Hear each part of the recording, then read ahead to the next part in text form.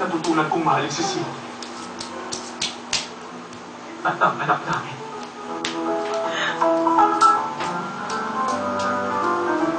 Bulilit, bulilit.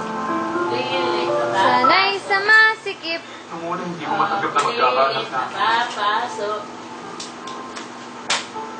Pero habang tumatagal, unti-unti ko siya natutunang mahalin. Alam, papasok ka ng plancha. At unti-unti rin lumalim ang damdamin ko para kay Cindy. Bulilit, bulilit, sana'y sa masikip.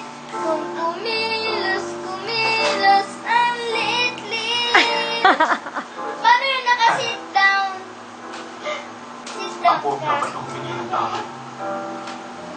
Mainit yan, be. Sa tuwing Ba nakaganti siya, be? nakakakita ako ng buntis, hindi ko maiwasan Bulilit, magdala. bulilit.